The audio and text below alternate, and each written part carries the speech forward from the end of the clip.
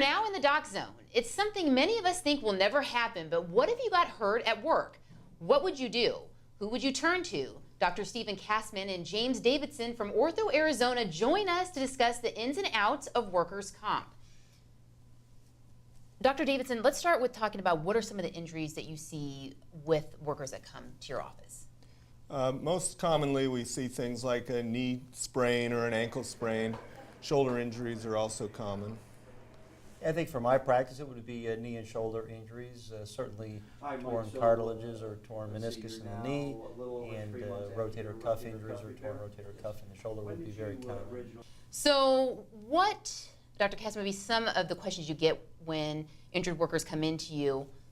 I think frequently they're apprehensive. They've often been sent there by their employer or their insurance carrier, and I think sometimes they're concerned that I might be the company doctor and maybe not have their best interest in mind, but I think that try to explain to them and reassure them that that's not the case in the realm of workers' compensation.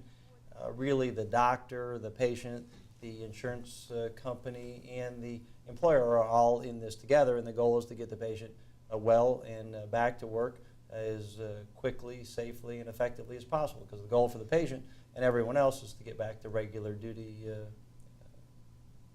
doing what they were doing before they got injured. So, Dr. Davidson, what is some of the questions you get from your patients? Well, I think Dr. Kassman mentioned their concerns, and we need to reassure them that we want to get them back quickly.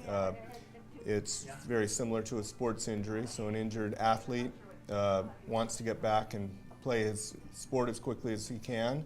On the other hand, if he goes back too quickly, he may lose games in the long run. So same sort of thing with the worker. We want the worker to get back and get back to work safely as quickly as he can without re-injuring himself or making his injury worse.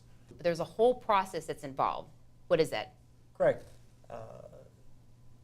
After the initial consultation, treatment plan is, the exact injury is diagnosed, treatment plan is laid out. A letter has to go from my office or me to the insurance carrier requesting authorization for treatment. Typically, if we're talking about a surgery, an arthroscopy, or a repair of an injured structure like a rotator cuff, then the insurance company is going to review that.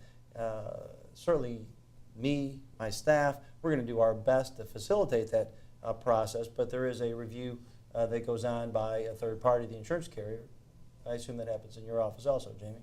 So we need to write our note, and back at the insurance company there's a person called an adjuster that looks through it, makes sure that everything seems standard, that all the pieces fit together, and then they send back communication with us that things are a go and we can proceed with our operation or what treatment that we recommend.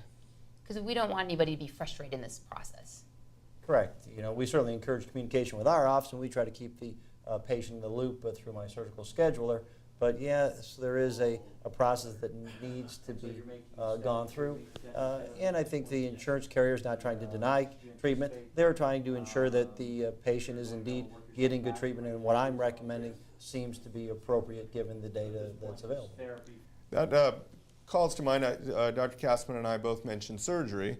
But not all these injuries require surgery. So more commonly, it might be physical therapy. We still need to ask for permission to treat the patient, to do the therapy, and then we might follow through on the step-by-step, eventually getting to surgery. So one of the things that may put a patient at ease is when he gets to the office is knowing that even though it says orthopedic surgery on the door, most patients get better with other kinds of treatment. So there's a lot of benefits here, not only for the patient and the employer. Would you agree? Everybody is working towards the same thing. The employer wants to get his patient back to work quickly and fill the need at the workplace, and the employee wants to get back and do his job, make his living. All right, well, this is great information.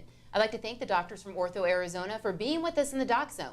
Join us each week as we tackle new topics on joint health.